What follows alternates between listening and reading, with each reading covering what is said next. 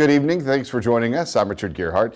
You're watching a very special edition of KSBY News on Facebook. For the next 30 minutes or so, we will be talking in depth about what's happening in the Kristen Smart murder trial. We're calling this Beyond the Headlines because we want to take you beyond the daily reporting and dig deeper into some of the issues surrounding this trial.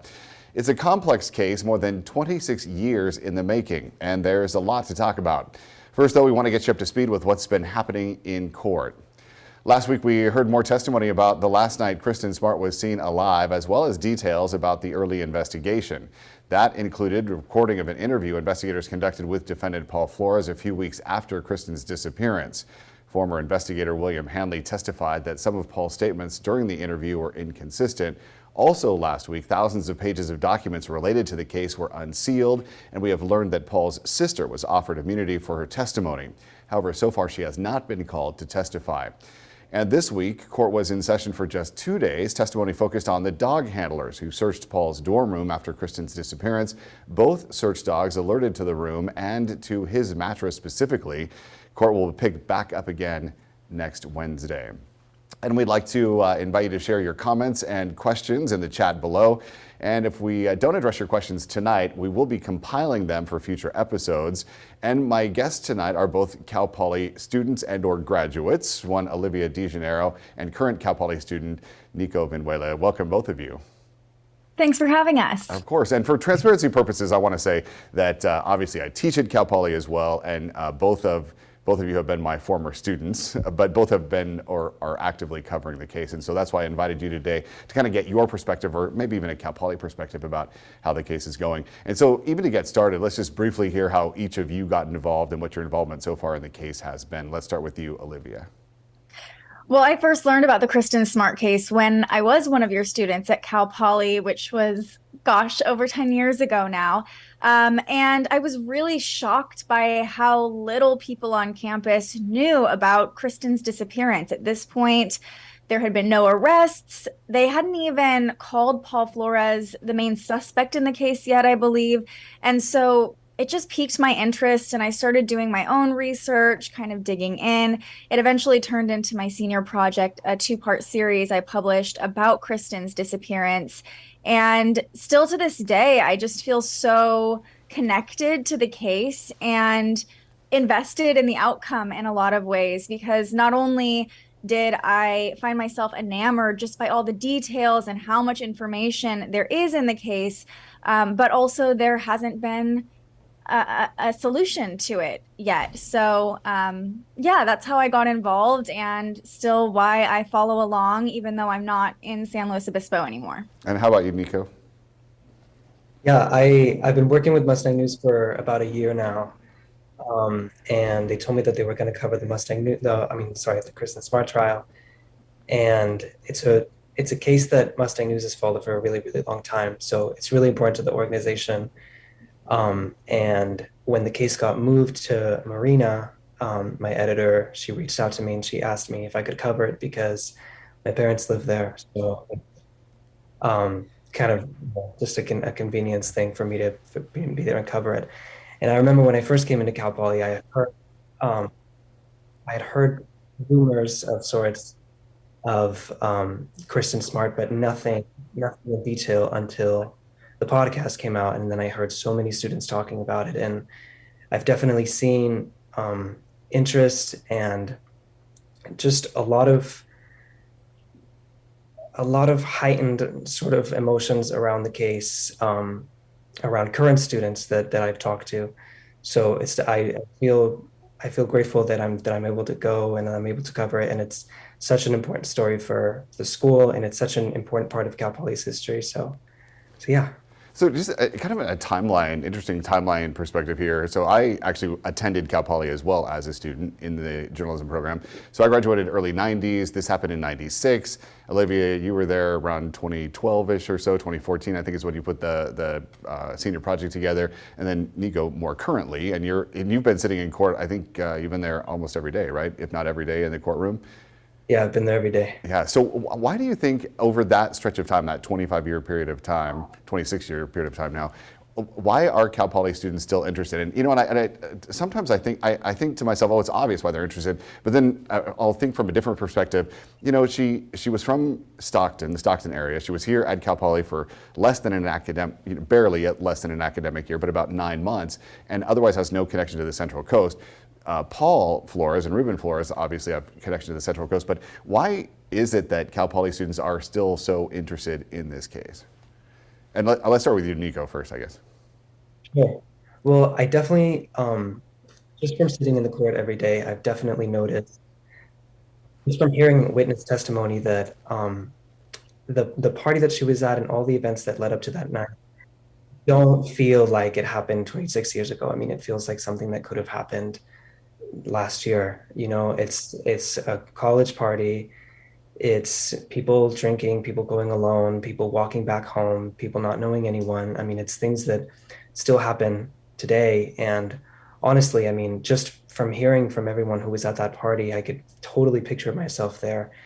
And I think a lot of students at Cal Poly are concerned about safety a lot, for good reason. And I think this case just resonates with a lot of people still, because I think that people can see themselves reflected in Kristen, because she's such a regular person, and she was just such a regular student. Um, and I think people still see themselves in her. And it doesn't really feel like 26 years ago when I'm sitting in there and I'm hearing the testimony, because it definitely feels like something that's still going to happen. And then also Chris Lambert's podcast, Your Own Backyard. People are really into podcasts these days, and I've definitely seen how that has affected students now and kind of caused a reemergence of interest in the case throughout current students. So many of them are listening to the podcast, and so many of them are paying attention. And it's nothing like I've ever seen before covering anything at Mustang News. I've never seen this sort of interest in a case. So yeah. Yeah, and Olivia, we've talked about this before too. Like that was one of the driving forces behind you, right? Is just saying, hey, look, this is a girl who's just like me, and in fact, from your home or in the area of your hometown. And I think probably a lot of students feel like that, don't you think? Absolutely. And I think Nico hit the nail on the head. The circumstances that led up to her disappearance happen every weekend at Cal Poly. And it does feel like it could happen, this weekend. Unfortunately, there's a lot of question marks still. And I think what resonates so much is the story that's told over and over again. She was at this party on Crandall Way. We all know where Crandall Way is, people who've gone to Cal Poly 20 years ago and people who are currently still going there. She walked up perimeter. You can visualize the walk she took, where she was going, the red brick dorms.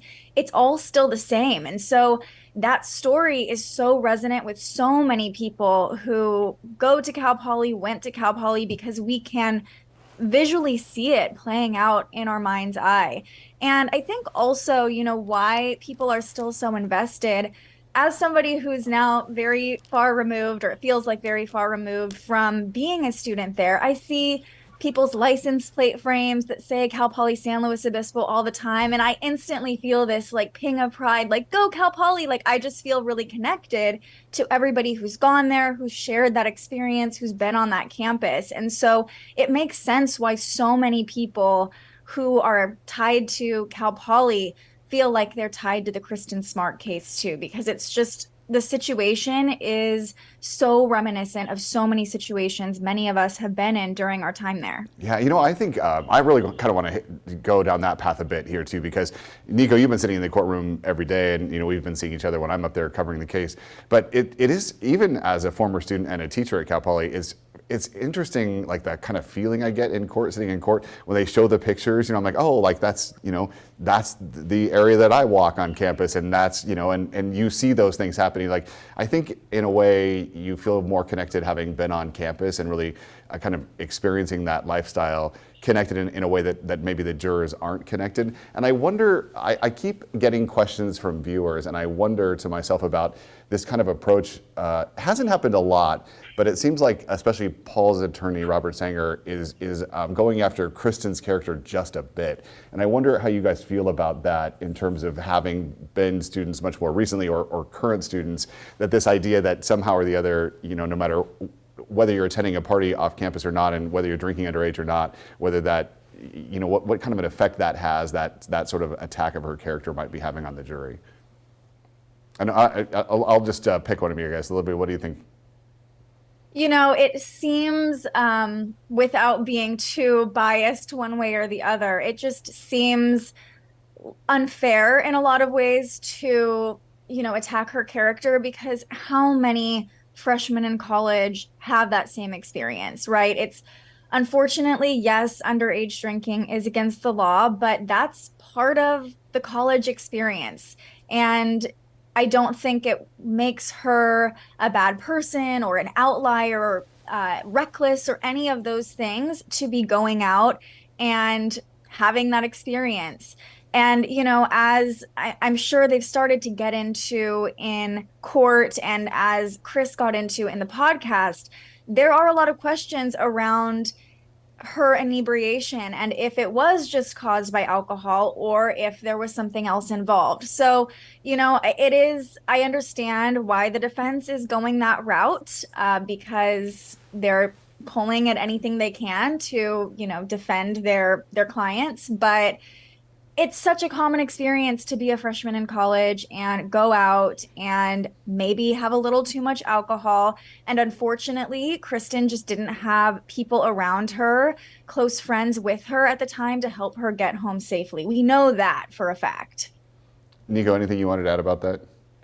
Yeah, definitely. I think you definitely hit that right, Olivia.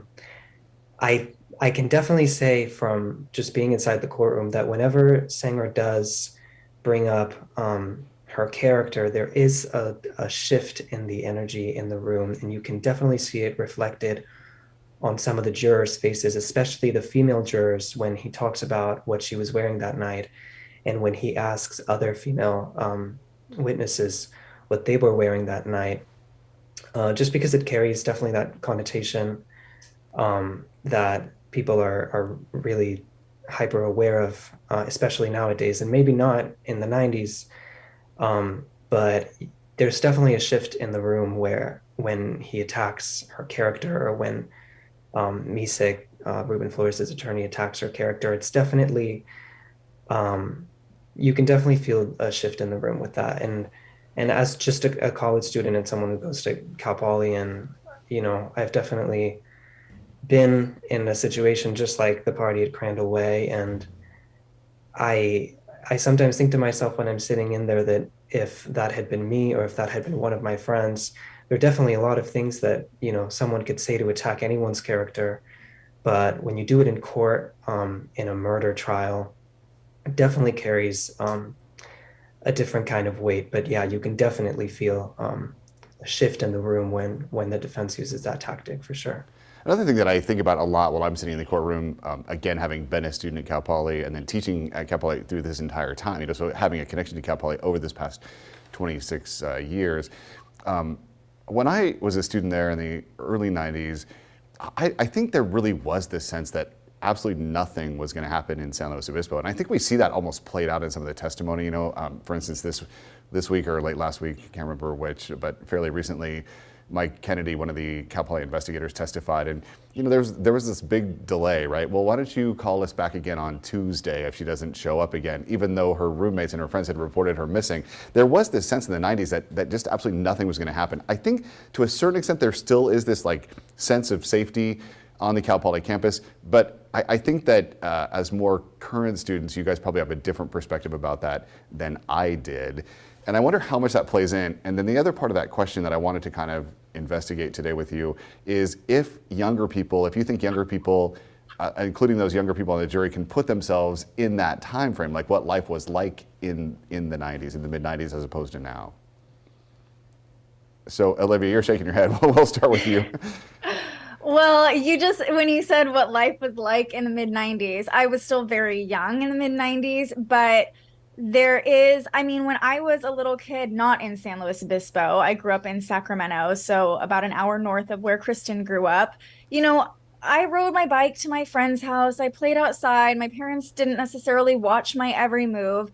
It was a lot different than it is even today. And So I think there was that air in the 90s and just, in a previous generation of kids didn't have iPads and technology. They would go off and play with each other. And yeah, you talk about the delay and some of the reports and things that I would look into when I was investigating the case as a student. It was just kind of like, oh, well, she's just a girl. She probably ran off. It's Memorial Day weekend. Maybe she just ran off with a boy or ran off with some friends. And there were landlines, there weren't cell phones, there was no quick way to get a hold of people. I think pagers were a thing at that point, but it was just kind of like, oh, whatever, we can't get a hold of her, she'll show up. So you have to really think about this different era. Whereas today we're so connected. If someone goes missing today, you text them, you call them, you track the location on their phone. We have so much technology to locate everybody now.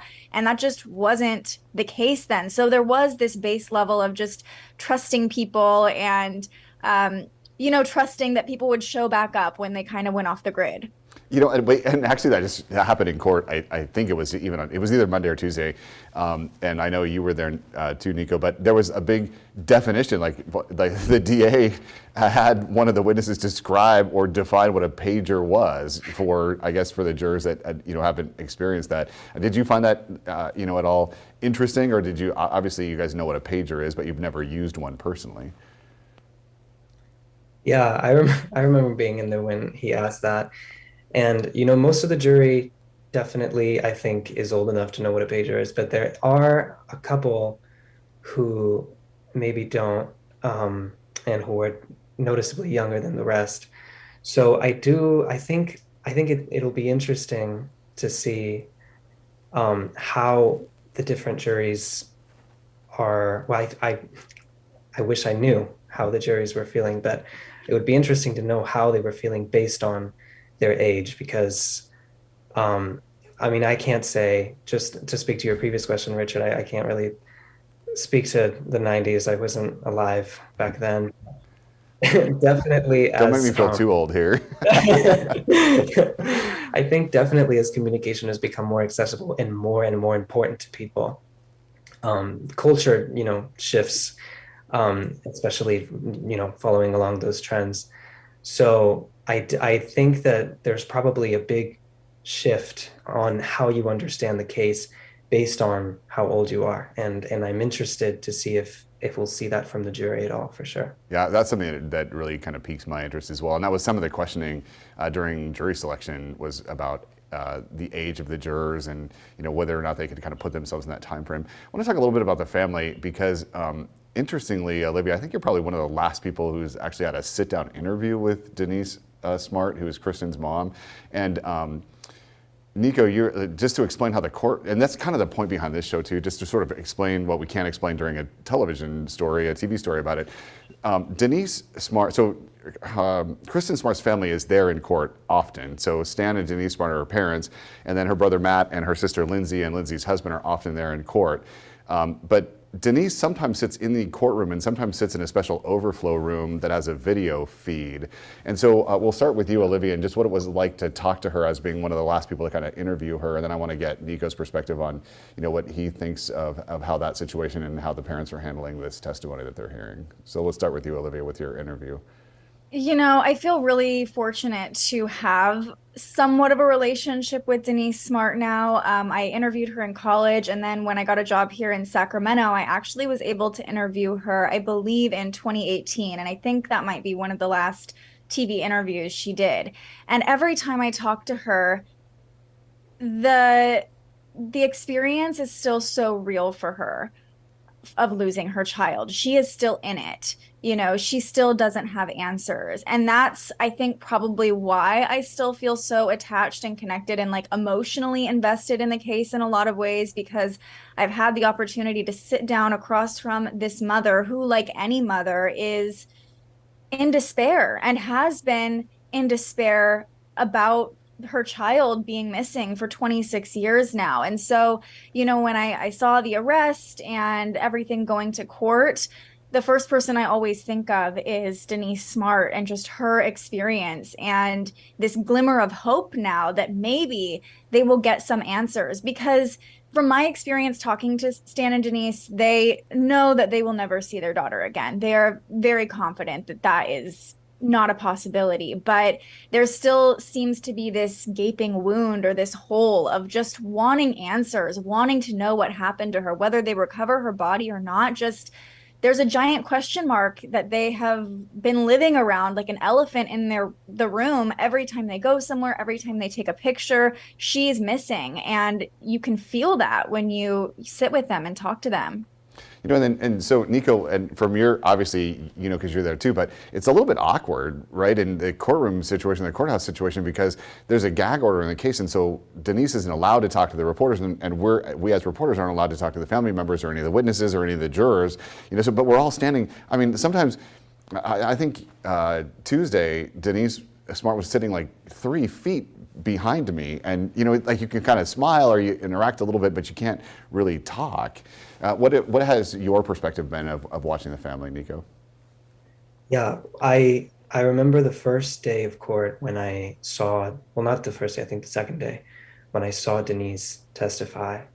Um, I cried in my car during lunch. It was so heartbreaking, and um, I had never met her, I'd never seen her before, so I was pretty far removed from her, but I always go in the overflow room where they have the camera because they let us type in there. And sometimes she goes over there, and I want to so bad to at least extend some sort of, kindness and some humanity to her, not, any sort of bias at all. That's not where that's coming from at all. Just from human being to human being. I know that you're hurting. I can see that in you, and you just testified in front of me about how much you're hurting. But yeah, I mean, the gag order, I can't talk to her, but we sit, next to each other quite often, and we definitely acknowledge each other's existence. But it's definitely one of the strangest things that I've experienced while being in the trial is being physically close to people involved and people that I've been hearing about in court and hearing from in court, but just not being able to talk to them like, from human being to human being. I'm kind of restricted from that. So it's definitely been tough. And just, just being next to the family, you can tell that they're still grieving for their daughter. And it's just such a heartbreaking story. And it's something that'll stick with me forever, being in the same room with her, definitely. It's interesting that you bring that up because I often think about that too. And then because I'm teaching young journalists all the time while doing this for a living, obviously you remain unbiased, and there isn't a bias about in any of our reporting about what we feel about the case. But you can't help but feel like you're still a human being, right? And you still have to sit through these things and watch the family, like in essence, re-grieving this entire thing and hearing. And it is, I mean, at times it's really uncomfortable for me just to be sitting that close to the family and hearing about other people's experiences. I don't necessarily want to know that much information about my own sons, and what they've done at college parties either. It's a little bit of a weird situation, and you can't really help but, feel, how do I want to say this? Like feel it personally in your heart as you're kind of going through these stories. Do you have any reaction to that, Olivia?